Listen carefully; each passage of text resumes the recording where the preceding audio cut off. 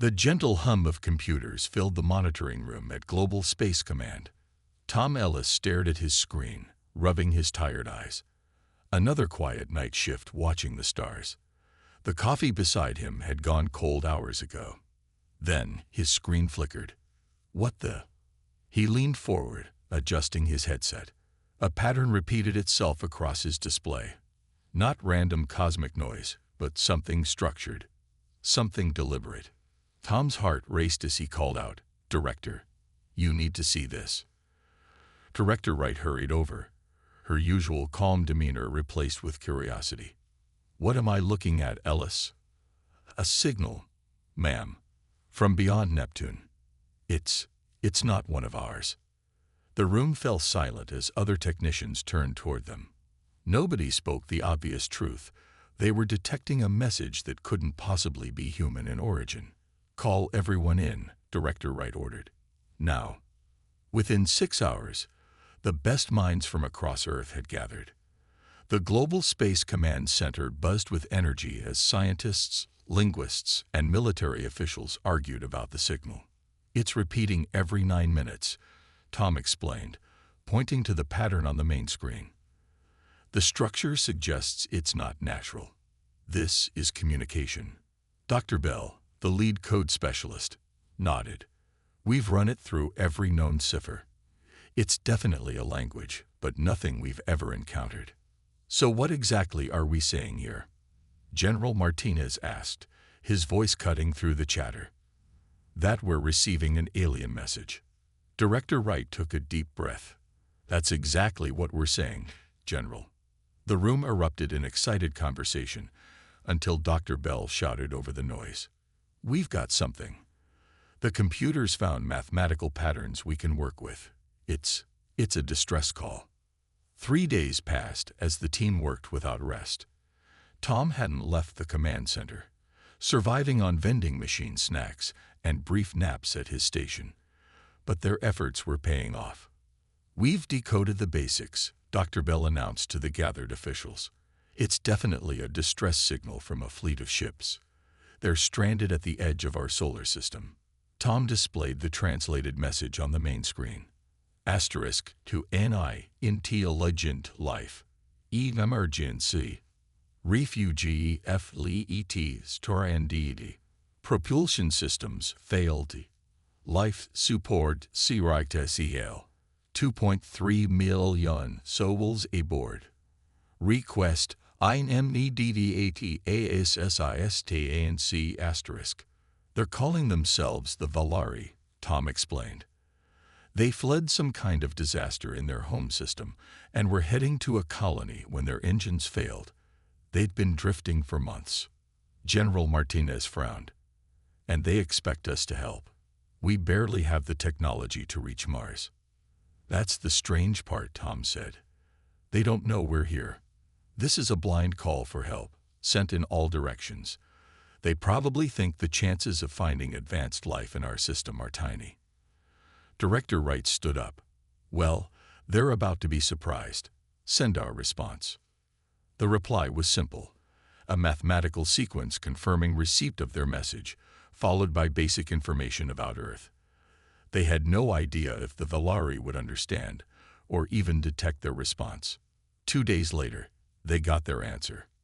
Tom was almost asleep at his station when his screen lit up with new data. He jolted upright, calling out. They'd responded. The Valari received our message. The new transmission contained visual data, the first images of an alien species humanity had ever seen. The Valari appeared tall and slender with pale blue skin that seemed to shimmer. Their eyes were large and dark, set in elongated faces, but what struck Tom most was their expression. Even across the gulf of species, he recognized fear and desperate hope. The message was clear. Asterisk humans of Earth. Your response as unexpected. Our situation dire. Fleet consists of 317 vessels. Main power systems failing. Request immediate technical assistance if possible asterisk. Director Wright looked around the room at the stunned faces of Earth's best minds. "Well," she said quietly, "it seems humanity has been called to its first interstellar rescue mission." She turned to Tom. "Tell them we're coming."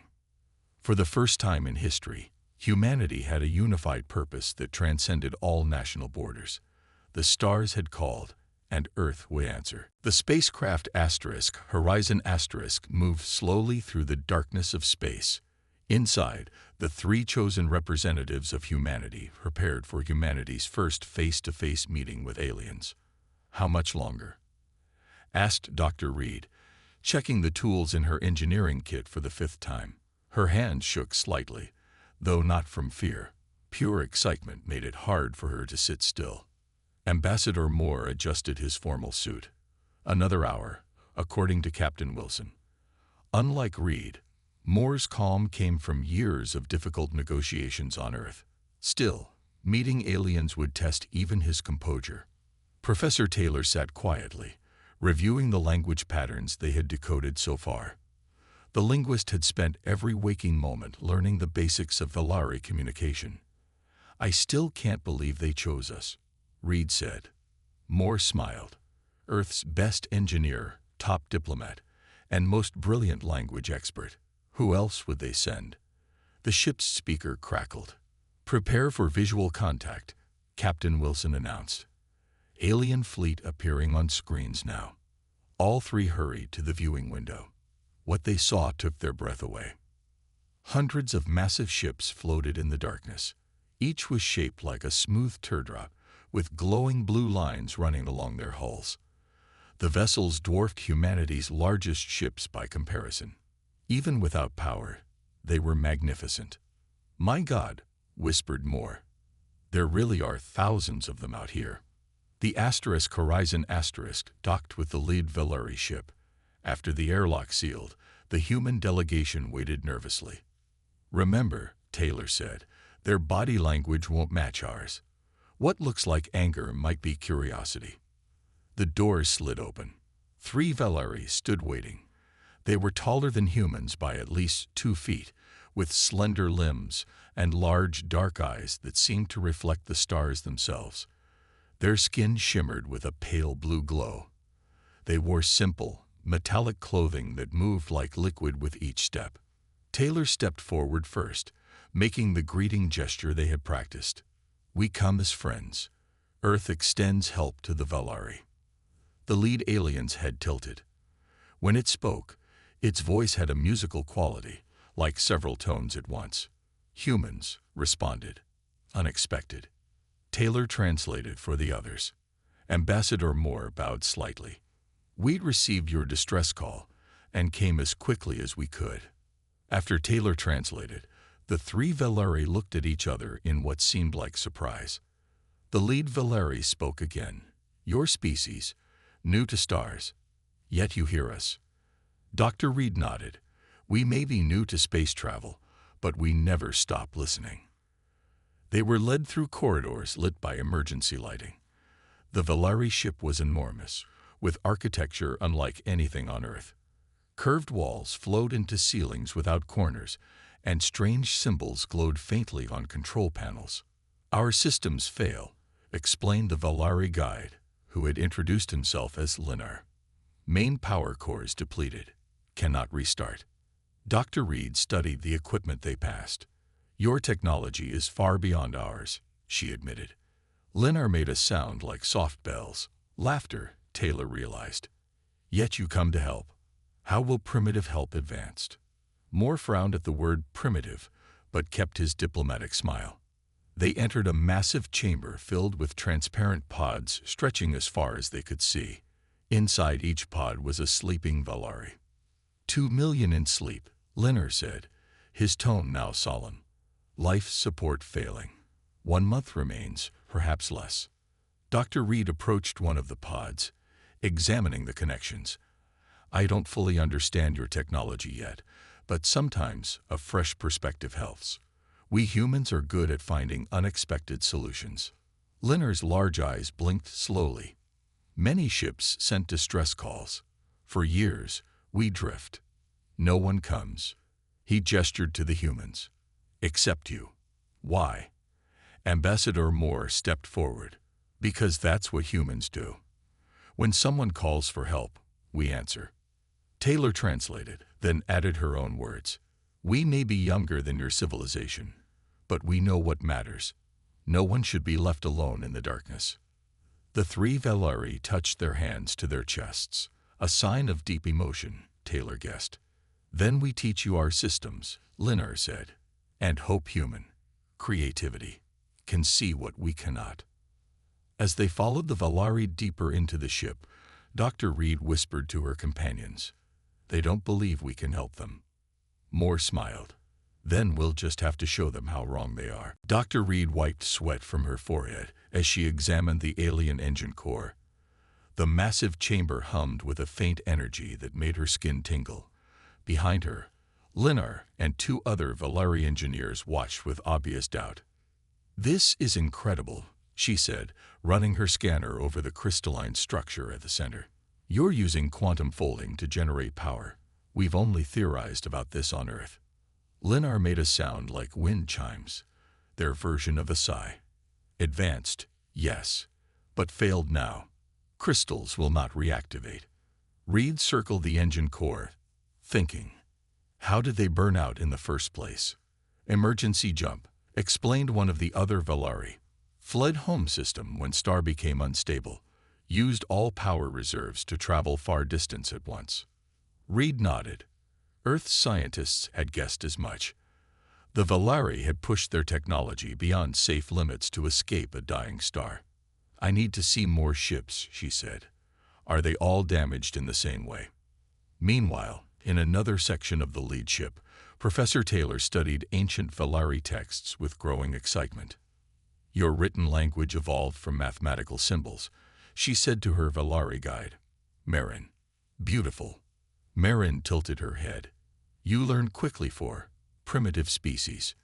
Taylor had grown used to these subtle insults. The Valari couldn't quite hide their surprise that humans, a species that had barely reached their own moon, had responded to their call. These records might help us understand your technology better, Taylor explained. Sometimes history contains forgotten solutions. Marin seemed doubtful. Our best minds failed to solve this problem. Taylor smiled. Sometimes fresh eyes see what familiar ones miss. Ambassador Moore faced a more difficult challenge in the ship's command center. 8 Valari leaders sat across from him, their large eyes unblinking. Why would humans help us? Asked the eldest, named Vorin. What do you want in return? Moore chose his words carefully. Knowledge. Friendship. A place in the wider galaxy. We're young as a spacefaring species, but we're eager to learn. Vorin made a sharp clicking sound. You risk much for strangers. It's who we are. Moore replied simply. Another leader leaned forward. If you save us, we become in debt to humans. This troubles many. Moore understood their fear. The Valari were an ancient, proud civilization. Being rescued by primitives challenged their self-image. We don't see it that way, he said. We see it as the beginning of an alliance. When the human team regrouped aboard the Horizon Asterisk that night, exhaustion showed on their faces. Their technology is incredible, Reed explained, showing diagrams on her tablet. But they've hit a wall. Their entire approach to power generation assumes access to materials that don't exist in our solar system. Taylor nodded. Their culture is equally rigid. I found references to technical problems being solved only one correct way. They don't value creative thinking like we do. Moore looked troubled. Many of their leaders seem more concerned with saving face than saving lives. Some would rather drift forever than accept help from a lesser species. Captain Wilson, who had been listening quietly, finally spoke. So what's our plan? Reed smiled for the first time in hours. We need to completely rethink their problem. Instead of trying to fix their engines their way, we use what we have. Which is what? Wilson asked. Human ingenuity, Reed replied. They've been looking at this problem through Valari eyes. We need to look at it through human ones. Moore nodded slowly. I'll keep the diplomacy going. But we need results fast. I sense growing tension among their leadership. Taylor's face suddenly lit up. I found something interesting in their historical texts, a footnote about alternative power sources they abandoned centuries ago. It might give us a starting point. Good, Reed said, because tomorrow we start breaking some alien rules. As the team continued discussing options, a silent figure watched from outside the ship's viewport. A Valari observer, reporting every word back to leaders who hadn't joined the official meeting. Not everyone among the aliens welcomed human help or trusted human motives. The race to save 2 million lives had begun, and unknown to the humans, so had a dangerous game of alien politics. Earth responded to the crisis with unprecedented unity. Within days, space agencies from around the world launched every available rocket. Engineers, scientists, and volunteers poured resources toward the stranded alien fleet. At Global Space Command, Tom Ellis coordinated the massive operation from Earth. His screen showed hundreds of spacecraft converging on the Valari fleet's position. Supply ship Delta 9 has reached the fleet, reported a technician, delivering the equipment Dr. Reed requested. Tom nodded. What about the solar panel arrays? Have they arrived yet? ETA 3 hours, sir. Tom had barely slept in weeks. None of them had. This was humanity's moment to prove itself, and everyone felt the weight of 2 million alien lives on their shoulders. Aboard the lead Valari ship, Dr. Reed directed a team of human engineers as they installed equipment that looked primitive compared to the sleek alien technology surrounding them. Linar watched with obvious skepticism. These are solar collectors. Our power needs far exceed what such simple devices provide. Reed continued working as she explained. Individually, yes, but we're installing thousands across your fleet. It's not the complete solution, but it buys us time. Another human engineer called from across the massive engine room. The converter hookups are ready, Dr. Reed. Reed turned to Linar. Your civilization developed quantum folding technology. Impressive, but it made you overlook simpler approaches. Sometimes you need to take a step back to move forward. Linar's large eyes blinked slowly. Explain. Reed pointed to the strange assembly her team had constructed. We're not trying to restart your main engines. That would take years with Earth's technology. Instead, we're creating a hybrid system. Earth solar collection feeding into your power distribution network. It won't get your fleet moving again, but it will stabilize life support systems. Primitive solution, Linar said, though his tone held less dismissal than before. Reed smiled. Sometimes primitive works. In another part of the fleet, an unexpected breakthrough came from the most unlikely source. Professor Taylor burst into the emergency meeting between Ambassador Moore and the Valari leaders. We found something. All eyes turned to her as she placed an old Earth tablet on the table. This is Mr. Patel. He's not a scientist or engineer. He's a museum curator from Mumbai. On the screen, an elderly man with bright eyes nodded. Namaste. I believe I understand the problem with your crystal arrays. The Valari leaders looked confused as Taylor explained. Mr. Patel specializes in ancient resonating crystal instruments. When I showed him the patterns of your failed engine cores, he recognized the harmonic disruption. Mr. Patel continued, the crystals aren't dead. They're out of harmony, like an instrument that needs tuning. Moore looked between the Earth tablet and the skeptical alien faces. Mr. Patel has proposed a resonance pattern that might reactivate your crystal cores. One Valari leader rose to object, but Vorin, the eldest, raised his hand for silence. Let them try. We have nothing to lose. The test chamber was small, a perfect place to attempt the reactivation of a single Valari power crystal. If it failed, the damage would be contained. Dr. Reed connected Earth equipment to the dull crystal. Around her, humans and Valari watched anxiously. Ready, Mr. Patel? Reed asked the man on the video screen. Ready, Doctor. Begin the frequency modulation. Reed activated the sequence. The crude Earth speakers began emitting a changing pattern of sounds, Not random noise, but carefully calculated tones based on Mr. Patel's understanding of crystal resonance.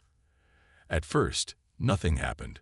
The Valari exchanged looks that needed no translation. Another failure. Then, so faintly it was almost missed, the crystal flickered. A soft blue glow began at its core. "It's working," gasped Reed. "The resonance is building." The crystal's glow strengthened, pulsing in rhythm with the sound pattern. Light spread through connecting circuits long dormant. Across the room, a small Valari shuttle systems suddenly hummed to life. Its control panels illuminated one by one.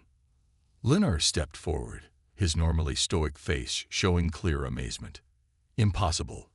You reactivated it with sound." Reed smiled. Sometimes the simplest solution is the one nobody thinks to try. For the first time since humans had arrived, the Valari looked at them with something new in their large eyes. Respect. "Solar storm approaching. Impact in 6 hours," announced Captain Wilson over the communication system. His voice remained calm, but everyone aboard the human vessels understood the danger. Inside the command center of the Valari flagship, Ambassador Moore looked at the worried faces around him. Both humans and Valari gathered around display screens, showing a massive eruption from the sun hurling toward their position. "We need to evacuate all human personnel," Moore said. "Our ships won't withstand that level of radiation." Vorin, the elder Valari leader, shook his head. "But work is not complete. Many ships still have failing life support." Dr. Reed studied the data with growing concern. "The solar collectors we've installed will be destroyed by the storm. We'll lose all the emergency power we've established." Professor Taylor, who had been quietly reviewing ancient Valari texts, suddenly spoke up. "There might be a way to protect the fleet." She pointed to diagrams on her tablet. According to these records, Valari ships once had radiation shielding capabilities. They used their hull materials to create a collective barrier. "Those systems were decommissioned centuries ago," said Liner. "We developed better technology." "Technology that's now offline," Reed pointed out. "But the hull materials are still there. If we could reactivate the old shielding network." A new voice interrupted from the doorway. "Impossible. Those systems are too degraded." All heads turned to see Marin, Taylor's Valari guide, enter with several other aliens. Her tone was different now, harsh and dismissive. "The humans should leave," Marin continued. "Their primitive solutions have failed. We cannot rely on them." Moore noticed several Valari nodding in agreement. The crisis was fracturing the already fragile trust between the species. As arguments erupted in the command center, Dr. Reed slipped away with Linar to examine the old shielding systems. They made their way through dim corridors to a forgotten control room. "Many of my people do not wish to be saved by humans," Linar admitted as they worked. "They believe it brings shame to accept help from a younger species." Reed didn't look up from the control panel she was rewiring. "Pride seems to be a universal trait among intelligent species." Linar made the chiming sound that signified Valari laughter. "Perhaps you are not so different from us after all."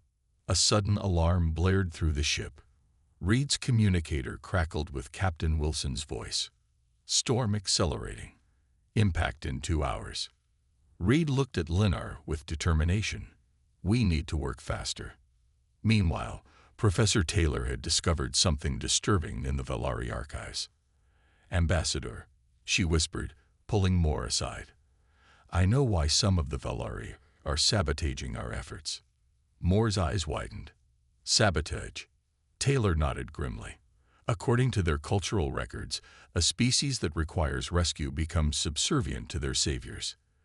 It's an ancient law they still honor. Some would rather die than have their entire civilization become servants to humans. But we don't want that." Moore protested. "We know that, but they don't believe us." Taylor showed him text on her tablet. "Marin has been altering our communications with the Valari leadership. She's convincing them we expect their servitude in return for help." As this revelation sank in, an explosion rocked the ship.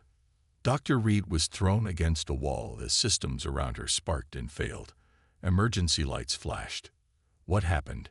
She gasped, helping Leonard to his feet. The ship's internal communication system activated. Marin's voice echoed through the corridors. All Valari, the humans have betrayed us. They have damaged critical systems to force our surrender. Reed stared at Leonard in shock. That's not true. Another explosion shook the vessel. Leonard checked a nearby terminal. Someone has overloaded the new power connections. The human solar collectors are being destroyed. Reed's communicator beeped with a priority message from the Horizon *. Reed, we've lost contact with 3 ships. Reports of sabotage throughout the fleet. Get to safety immediately. She made a quick decision. I need to reach the central suspension chamber. Thousands will die if life support fails there. Leonard hesitated, then nodded. I will help you. Not all Valari believe Marin's lies. As they rushed through the damaged ship, Reed's mind raced. The solar storm was approaching. Saboteurs were destroying their work. And somewhere in the massive fleet, 2 million sleeping aliens didn't know their lives hung in the balance between trust and fear. From Earth, the mission looked like a bright constellation moving against the stars. Hundreds of human vessels, everything from space agency rockets to hastily retrofitted commercial ships, formed the largest space fleet in human history. At Global Space Command, Tom Ellis coordinated the massive operation. All ships report status, he ordered, his voice tense but steady. Rescue Group Alpha in position. SHIELD teams ready. Medical units standing by. Tom took a deep breath. Begin Operation Starbridge.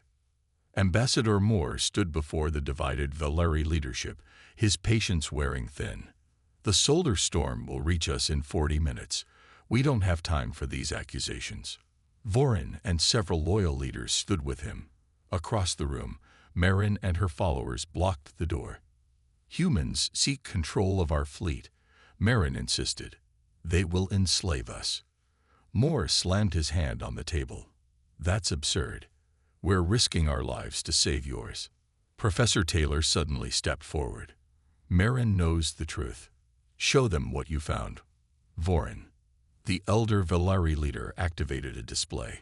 It showed Marin secretly redirecting power away from life support systems. You would sacrifice thousands of our people to prevent human assistance, Vorin said sadly. This betrays everything our people stand for. Marin's followers looked at her with new uncertainty in their large eyes. We came from a mighty civilization, Marin said desperately. Better to die proud than live as servants to primitives. Taylor shook her head. That's not how humans work. We help because we can, not to gain servants. A young Valari stepped away from Marin's group. I believe the humans. Their actions show their true intentions. One by one, others followed. Marin found herself alone. Take her to containment, ordered Vorin. We have a fleet to save. Dr. Reed worked frantically inside the central suspension chamber. Around her, thousands of sleeping Valari lay in pods, unaware that their life support was failing.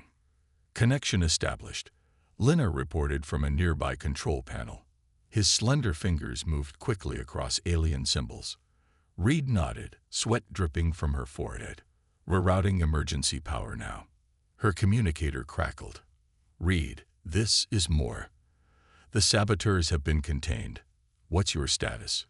Critical but stable, she replied. We've stopped the cascade failure, but we're still losing power faster than we can replace it. The storm is 30 minutes out, Moore warned. Reed looked at the sea of sleeping aliens around her. We need more time. We don't have it, came Captain Wilson's voice. All human personnel must evacuate immediately. Reed exchanged glances with Leonard. I'm staying. There are too many lives at stake. Over the communication line, she heard Wilson arguing with someone. Then Tom Ellis's voice broke through. Dr. Reed, this is command. We're implementing Plan Umbrella. Stand by. Outside in the cold emptiness of space, humanity's fleet executed a daring maneuver. The ships arranged themselves in a massive formation between the sun and the Valari fleet, a human shield against the coming storm. All ships deploy solar shields, Tom ordered from Earth. Across hundreds of vessels, specially designed radiation barriers extended, linking together like pieces of a puzzle. They would take the brunt of the storm's fury, protecting the vulnerable alien ships behind them. Inside the lead Valari ship, displays showed the human fleet's formation. The alien leaders watched in stunned silence. "They protect us with their own ships," whispered one. "They risk everything." Ambassador Moore nodded solemnly. "That's what humans do." The storm hit with incredible force. Human ships shuddered under the assault of radiation and charged particles. Some shields failed. Emergency alarms blared across the fleet. Dr. Reed and Linar worked desperately to maintain power to the suspension chambers as systems fluctuated around them. "We're losing the connection," Linar shouted over the noise of straining machinery. Reed didn't hesitate.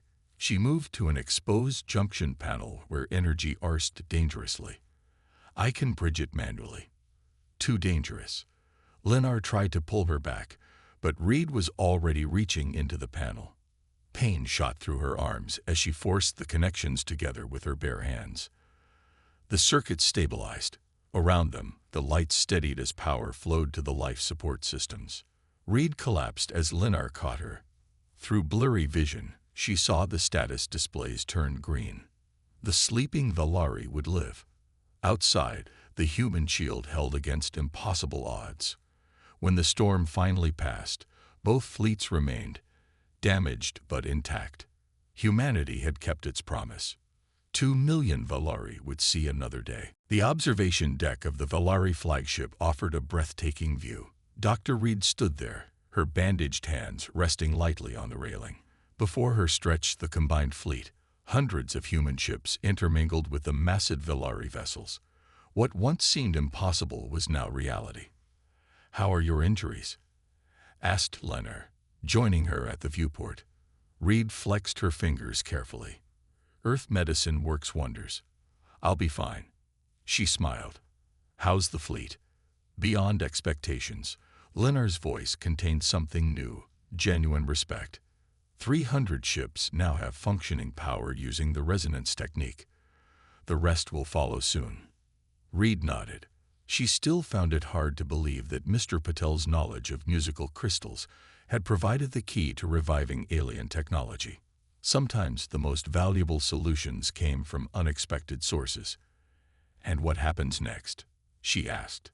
"Where will the Valari go?" Linar turned to face her. "That is the great question. Our council debates even now." In the grand meeting chamber, representatives from both species gathered. Humans and Valari sat together around a circular table, a symbol of equality that would have seemed unthinkable weeks earlier.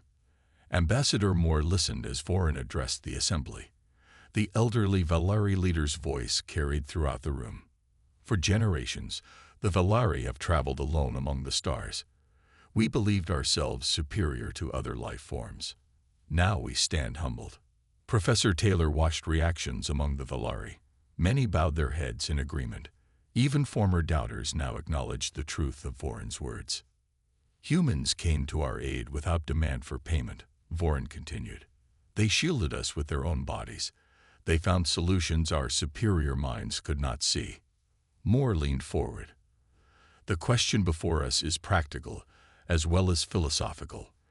The Valari fleet can now continue its journey, but your original destination is still far.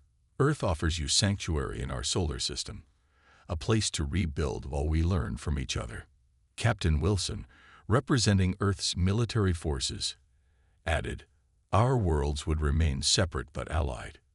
Your technology combined with our resourcefulness could benefit both species." A Valari scientist who had worked closely with the humans stood. "I propose more than alliance. I propose integration. Let us share knowledge freely, not as separate peoples, but as partners in exploration." Discussion erupted around the table. After centuries of isolation, many Valari struggled with the idea of close cooperation with another species.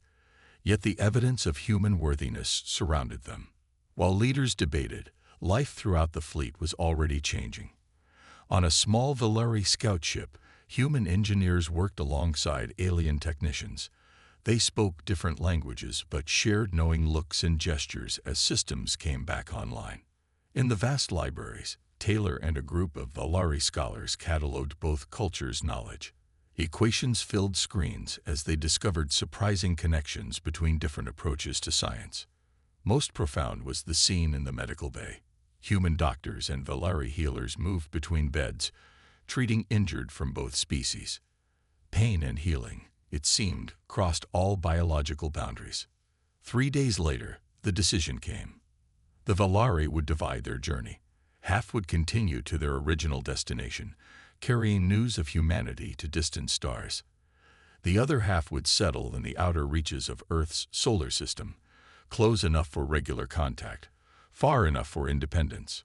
On the observation deck, Reed, Moore, and Taylor watched as the first Valari ship activated its newly restored drive. Blue energy pulsed along its hull, and the massive vessel began to move under its own power for the first time in months. "Beautiful," whispered Taylor. Moore nodded. "A new chapter for both our worlds." Behind them, Tom Ellis arrived, having finally traveled from Earth to witness the results of their work. Global Space Command has authorized the formation of a permanent diplomatic mission. They're calling it Starbridge. Reed smiled at the name. Appropriate. As they watched more ships come to life, Vorin joined them. The elderly Valari looked out at the stars, then turned to the humans. In our ancient texts, there is a prophecy about a time when the Valari would face extinction, only to be saved by those who reach up from below. We always assumed it meant beings from a higher plane of existence. He gestured toward Earth, a tiny blue dot barely visible from their position. We never thought to look down. "Sometimes the greatest help comes from unexpected places," said Reed. Vorin nodded. "A lesson worth crossing the stars to learn."